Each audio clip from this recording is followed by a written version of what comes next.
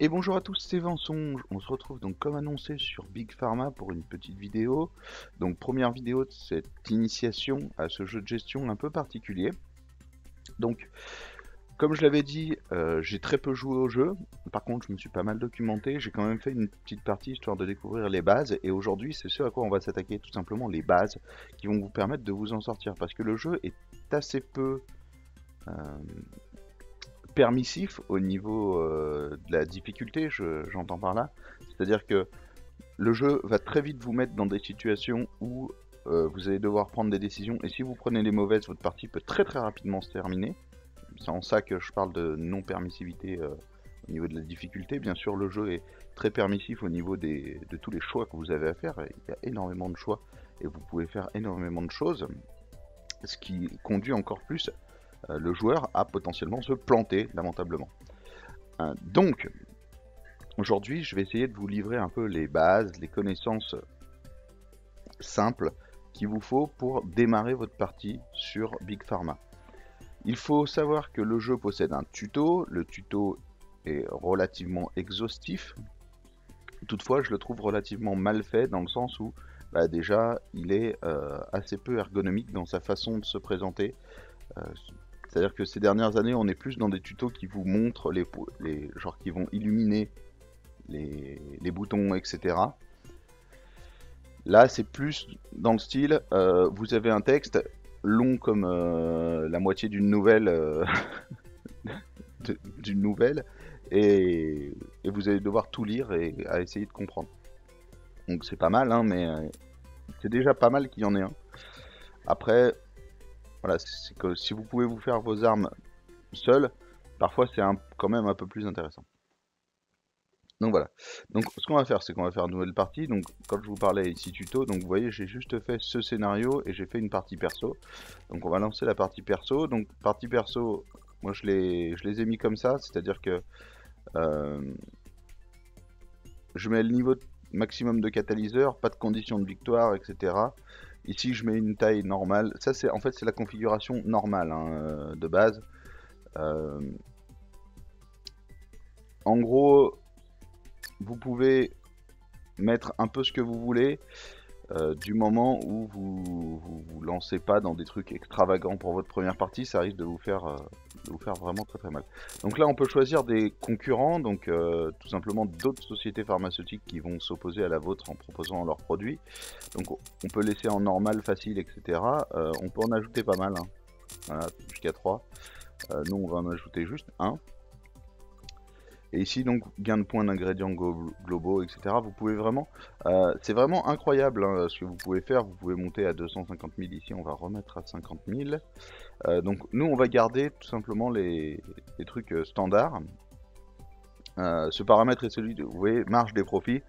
Des marges de profit élevées facilitent des bénéfices plus importants et plus rapides. Avec des marges basses, il est plus difficile de réaliser des profits et la partie se déroule moins vite. Les marges basses forcent les joueurs à rechercher les bonnes affaires et concentrent la partie sur les remèdes les plus demandés. Donc, du coup, avec des marges basses, vous allez réduire un peu votre choix, mais augmenter la nécessité de faire jouer vos capacités d'analyse. C'est assez intéressant. Donc voilà, donc on va tout simplement commencer, nous, en partie totalement classique. Et on va monter. Donc, j'ai appelé ma société VS Corporations, Vincent Corporations, et j'ai choisi le vieux barbu en personnage. Ça va très bien. Voilà. Donc, avantage, c'est qu'il n'y a pas de. Nous, on s'encombre pas, hein, chez nous. Il n'y a pas de temps de chargement. Donc, voilà. Donc, des contrôles très simples. Je vais pas revenir dessus. Je veux dire, clic droit pour bouger, clic gauche pour sélectionner, etc. Nous, on va s'attaquer directement à ce qui fait le cœur du jeu. Donc, vous voyez qu'en bas, vous avez une petite date qui est en train de défiler. Appuyez sur pause quand vous débarquez, parce que chaque partie étant plus ou moins unique, on va voir qu'il y a des choses qui sont complètement aléatoires quand vous commencez une partie. Il faut analyser la situation de début de partie très rapidement pour faire les choix qui s'imposent, surtout au niveau en fait euh, de votre première mise en place de chaîne. Alors pourquoi je dis mettre en pause?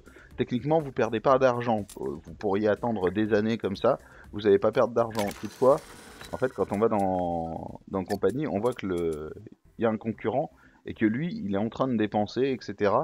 Donc lui, en fait, il est en train de se développer. Et si vous débarquez carrément plus tard, ça va être problématique. Donc je vais revenir rapidement sur les onglets qu'il y a en bas. Donc j'ai passé le jeu en français, moi ma partie je l'avais fait en anglais mais ça ne devrait pas trop me gêner. Production, c'est tout simplement cet onglet là hein, où vous allez pouvoir débloquer les différentes zones. Donc chose un peu particulière du jeu, on pourrait s'attendre à avoir des grosses zones constructibles avec un seul bâtiment etc. énorme. En fait non, ça va être plein de petits bâtiments. Et l'agencement des bâtiments va changer beaucoup de choses à la façon et surtout à ce que vous pouvez faire. Par exemple, un bâtiment comme celui-ci, qui est en double S, on va appeler ça, ou en double 2 si vous voulez, ça va, vous n'allez pas pouvoir y mettre les mêmes bâtiments, grosso modo, et surtout pas aux mêmes endroits que si vous prenez une grosse zone comme ça. Vous allez avoir des bâtiments qui vont être plus larges, plus gros, etc., qui vont vous demander plus de place, qui ont un agencement d'entrée-sortie qui va être très particulier. Et ces bâtiments, dans un petit couloir de 3 par exemple, ça ne passera pas. Par contre, ce bâtiment, par exemple, peut vous permettre de faire une chaîne très longue, où vous commencez avec des réactions simples au début, puis plus ça avance, plus vous faites des réactions compliquées, et vous rajoutez en fait des arrivées de composants, potentiellement vous en faites sortir une partie dans des composants, enfin dans des remèdes d'état intermédiaire, etc., pour sortir, faire de l'argent, et en fait permettre à votre chaîne d'être pas trop déficitaire, trop longtemps en tout cas. Puis vous continuez et enfin vous empaquetez le produit maximal fini et vous l'exportez. Donc oui, parce que ce sont ces petites zones qui vous permettent d'importer et d'exporter vos marchandises. Donc voilà, donc l'agencement, on va dire les bâtiments auxquels vous avez accès, va conditionner certaines choses au niveau de votre agencement et des choix de produits que vous allez produire. Ça fait un peu répétition, hein, mais des choix, des remèdes que vous allez produire aux différents endroits. L'onglet ingrédients est l'un des onglets les plus indispensables du jeu. En fait, ils sont tous indispensables, hein, bien évidemment, sauf le compagnie qui est ni plus ni moins des stats, mais tout bon joueur de gestion sait que les stats sont très importantes. L'onglet ingrédients, en fait, grosso modo, qu'est-ce que c'est? C'est tout simplement l'onglet dans lequel vous allez pouvoir voir les produits de base que vos explorateurs ont trouvés et qui vont avoir des propriétés médicinales à débloquer en gros, hein. C'est rare que, il me semble même pas avoir déjà vu un ingrédient qui ait déjà sa propriété médicinale d'activer et que vous avez juste à exporter, empaqueter et faire de la thune. Ce sera un peu abusif en même temps. Donc voilà, donc c'est l'ingrédient de base, c'est la fleur, c'est l'essence d'animal, c'est plein de choses, hein. Mais voilà, c'est quelque chose de basique que vous ne pouvez pas utiliser comme ça, que vous allez importer et que vous allez transformer pour en faire des remèdes. Donc bien entendu, ici vous pouvez engager et renvoyer des explorateurs. Ces explorateurs, vous voyez que à différents moments il vous en faudra plus, ensuite il faudra des recherches pour aller de plus en plus loin chercher les choses. Pour l'instant, alors je pense que le jeu va s'étoffer parce que pour l'instant en ingrédients vous n'avez pas non plus beaucoup d'endroits où aller chercher des ingrédients. Vous verrez que c'est largement suffisant pour la complexité de la partie, mais je pense que ça va finir par s'étoffer pour avoir de plus en plus de choses à aller chercher. Donc voilà. Quand vous allez envoyer vos explorateurs en mission, donc je vais vous le montrer tout de suite, hein. Hop, vous engagez la personne, vous l'envoyez en mission, elle est bloquée, ça prend un certain temps, et au fur et à mesure, donc les explorateurs désœuvrés vous rapportent des points d'amélioration d'ingrédients, dépensez-les pour réduire le coût des ingrédients déjà découverts. Donc tout simplement, c'est en cliquant ici, vous allez utiliser ces points, et en fait ça va tout simplement vous offrir une réduction de 10% à chaque fois sur le prix d'import du produit. Ce prix d'import, il est très important puisque à chaque fois que vous allez vouloir faire un remède, vous allez potentiellement au moins en fait importer un élément du produit. Donc imaginons que là je veux faire un produit qui traite le diabète. Je vais importer le cristal d'acide citrique volatile. Il va arriver chez moi, il m'aura coûté 33 €. Je vais lui faire différentes réactions, peut-être 2 fois 20, qui vont me coûter 2 fois 20 €. Au final, le produit, donc réaction plus le produit fini non empaqueté, m'aura déjà coûté 73 €, je vais l'empacter, ça va peut-être me coûter 93 €. Et au final, au lieu de faire une marge de plus 100, je vais faire une marge de plus 40, ce qui est beaucoup moins, bien évidemment. Donc voilà, donc il faut penser à tout ça, c'est toutes ces petites optimisations qui feront que votre société va être de plus en plus profitable, de plus en plus bénéficiaire. Donc l'avantage, c'est que ici on peut cliquer et on voit demande nette, la demande pour cet ingrédient est de 0%, la saturation de 0%. Tout simplement, si la saturation augmente de 100 au-delà de 100%, la demande nette augmente de 100% et va augmenter le prix, tout simplement. Voilà, donc on peut le voir pour tous, hein, la 89%, 0%. C'est assez simple. Et ici, vous avez le cours du prix, en fait. Vous pouvez le voir qu'il évolue, en fait, dans le temps. C'est sur une année glissante, en gros. Donc on voit que là, on est plutôt, de toute façon, sur des prix assez bas, mais c'est normal, en fait, la partie n'a pas encore commencé. Donc voilà, je reviendrai sur ce petit symbole un peu plus tard quand on verra les réactions. C'est le symbole capital du jeu, mais justement j'ai envie d'y passer un peu plus de temps. Les remèdes, donc sur lesquels vous allez retrouver ce petit symbole.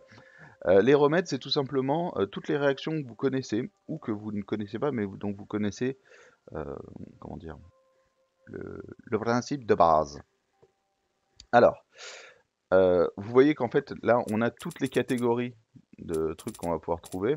Donc, réponse du corps, infection, maladie du sang, digestion, foie, poumon, douleur, psychologie, relaxation, santé sexuelle et la peau. Donc, tout simplement, de base, vous allez avoir des traitements qui sont très simples, qui se vendent assez peu cher. Si on prend le traitement du diabète, par exemple, le traitement va se vendre 100 €. Mais là, vous allez aussi avoir ce qu'on appelle les conditions d'upgrade, entre guillemets, hein, les conditions d'amélioration du produit qui vont vous permettre en fait de passer à un effet de l'ingrédient qui est plus intéressant en termes de rentabilité souvent, mais qui bien évidemment va vous demander beaucoup plus de travail, entre guillemets, beaucoup plus de réactions successives. On prend par exemple, donc c'est là où on va revenir sur ce fameux symbole. On prend par exemple le cristal d'acide citrique volatile qui coûte 33 €, hein, je le rappelle, mais qui à la base traite le diabète. Cet élément, en fait, si on le prépare correctement, qu'on l'empacte, on va pouvoir le vendre comme un traitement pour combattre le diabète. Toutefois, c'est pas tout. En fait, cet élément va pouvoir être amélioré plusieurs fois pour traiter des choses de plus en plus graves. Là, on va s'intéresser donc à ce qu'on appelle la concentration du produit. Tout simplement, votre ingrédient a une concentration de base qu'on voit ici, tout simplement. Ici, la concentration est de 7. Ici, on voit que par exemple, les extraits de Violyticus thalae, la concentration est de 12. Et on voit qu'en fait, selon sa concentration, l'objet, l'ingrédient, va avoir des effets différents. Les effets sont de deux types. On a les effets bénéfiques, donc les effets le remède, et on a les effets secondaires, les side effects, comme on dit en anglais.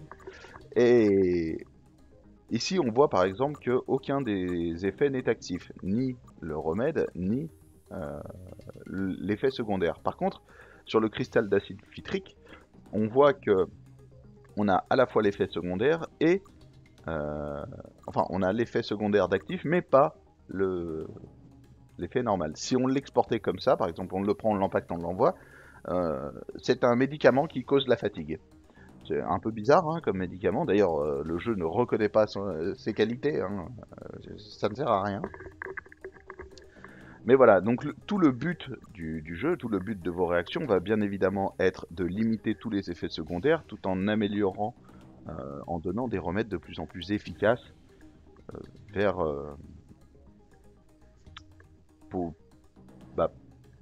pour les maladies que vous allez traiter. Donc on voit que chaque effet a une zone d'activité. Par exemple, le traitement du diabète est actif quand l'ingrédient est concentré de 1 à 5. On voit qu'il y a quelque chose qui nous est caché pour l'instant, c'est la force maximale. En toute simplicité, c'est la concentration à laquelle l'efficacité du traitement du diabète est maximale et donc dans laquelle votre médicament va être à efficacité maximale.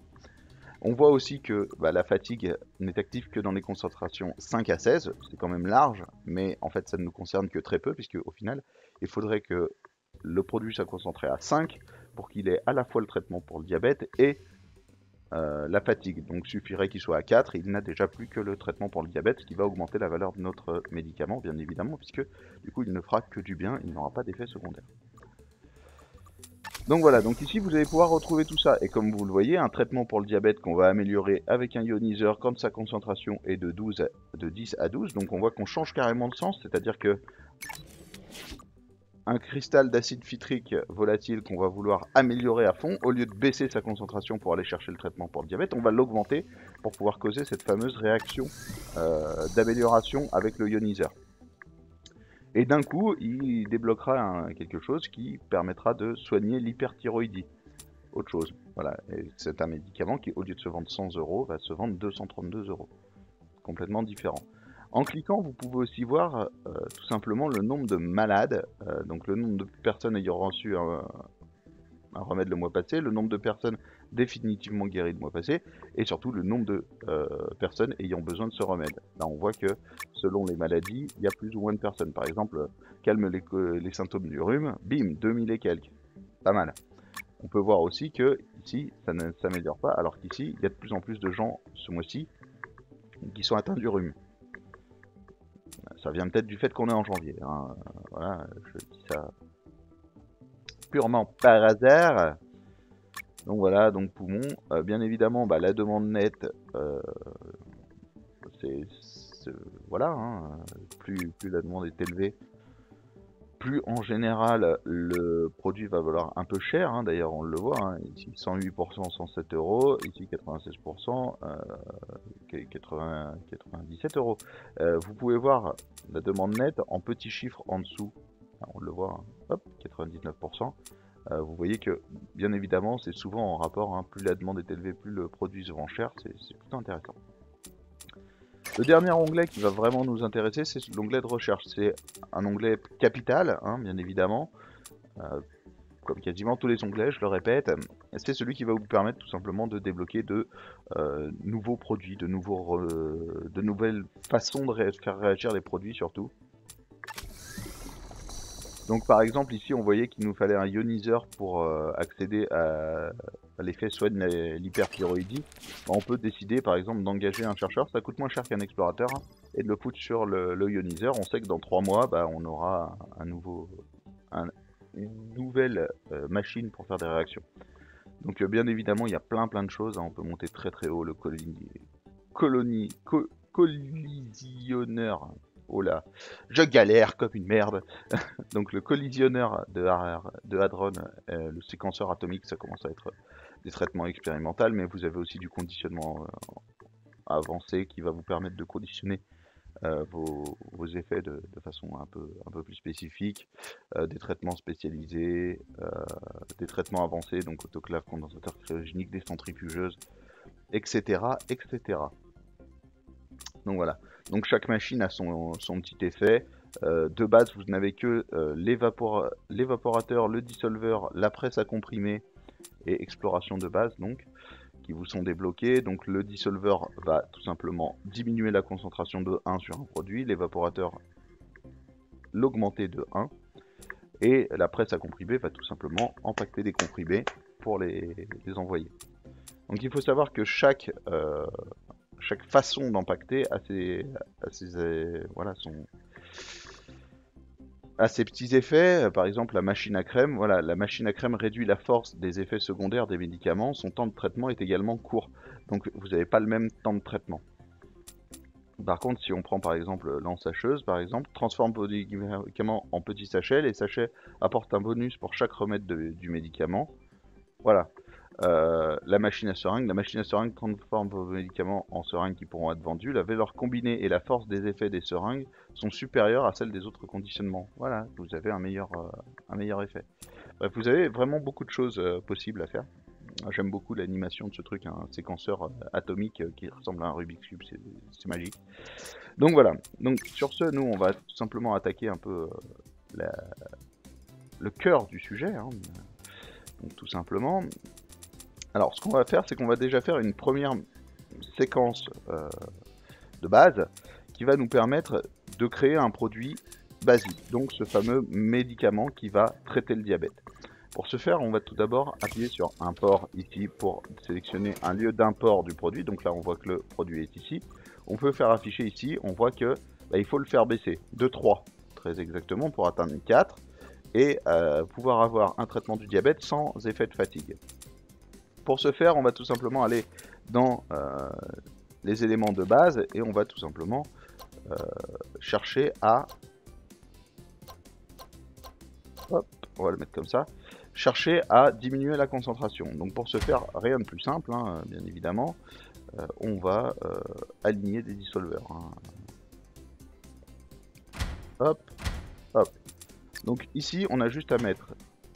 Donc faites attention, la construction des convoyeurs est assez sensible. Donc prenez bien votre temps. Voilà, essayez de ne pas mettre de nouveaux trucs comme ça. Je vais vous montrer une petite astuce pour savoir ce qu'il y a dans le dissolver quand il y aura la première réaction. Donc là, on va relancer. On va même avancer assez vite, histoire que les choses s'enchaînent. On peut même appuyer 2 fois pour appuyer en x5. Donc voilà, hop. Donc là, on remet en pause. Et là, si vous cliquez dessus, vous voyez qu'en fait, vous avez à l'intérieur un ingrédient donc, qui est en zone, donc qui est en concentration 4, donc qui est dans la zone active du traitement du diabète, mais qui n'a plus la fatigue. Et là, machinalement, nous n'avons plus qu'à l'empacter. C'est là où le jeu fait intervenir ce qu'ils appellent la durée du traitement. Tout simplement, la durée du traitement est en unité de temps. N'essayez pas de convertir ça en secondes ou quoi que ce soit. Dites-vous que c'est une unité de temps. En gros, votre import a une unité de temps, un temps de traitement de 1. C'est-à-dire qu'à chaque unité de temps, l'import va envoyer une unité. Bam, bam, bam, bam, bam. Les dissolvers ont une durée de traitement de 1 aussi. Magique. C'est parfait. Ça veut dire que votre chaîne ici est fluide. À chaque fois que vous avez quelque chose qui rentre, vous avez quelque chose qui sort de tous les dissolvers et quelque chose qui rentre derrière. C'est dégueulasse dit comme ça, mais c'est ça. Voilà. Maintenant, ce qui va vous intéresser, c'est aussi d'empacter ces fameux comprimés. Et là, vous voyez que la durée de traitement, c'est 2. C'est-à-dire qu'il vous faudra 2 unités de temps pour empacter un produit. Et là, c'est là où se pose bien évidemment le problème des unités de temps, c'est qu'en fait, il vous faut 2 presses à comprimer pour assouvir l'empactage fluide d'une chaîne de dissolveur comme on vient de faire. Donc c'est assez simple, hein. On va tout simplement mettre hop, 2 presses à comprimer, les convoyeurs qui partent ici, voilà, et ici tout ça qui part à l'export. Et là on va voir que magiquement, notre truc normalement doit être plutôt fluide et arriver dans les presses à comprimer. Et voilà, donc moi j'ai mis l'autonomage. Alors, on va passer en mode normal, hein. Vous voyez que c'est assez lent, hein, en mode normal, mais bon, c'est assez drôle quand même. Vous voyez, ça sort, bim bim, là, lui il rentre, lui il se met ici, et ensuite, celui-là va rentrer, normalement, voilà, il y en a 2 autres qui sortent. Donc là, tout bonnement, notre chaîne est très fluide. Si vous cliquez ici, vous pouvez voir les profits actuels, donc on voit qu'on gagne que 36 € à chaque fois qu'il y en a un qui sort, réellement, parce qu'en fait, vous avez un traitement de 50 € sur un produit qui en coûte 34 et votre vente est de 126 €. C'est tout simplement très simple. Donc là, on peut voir que eux ont largué un produit qui est comparable au nôtre. Hein. Katana Apes Diabète traite le diabète C, ils en vendent 4 par mois à une valeur de 120. Nous, on a C+, donc notre valeur de médicament est un peu plus élevée. Donc notre produit est un peu meilleur.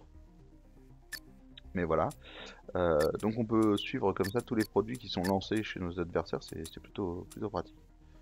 Rechercher brevet pour protéger vos produits, donc ça c'est tout simplement pour éviter que les gens sortent des produits concurrents avec les mêmes ingrédients, etc. Donc je ne suis pas encore allé jusque là, hein, donc on en parlera certainement dans une autre vidéo, mais c'est assez intéressant comme principe.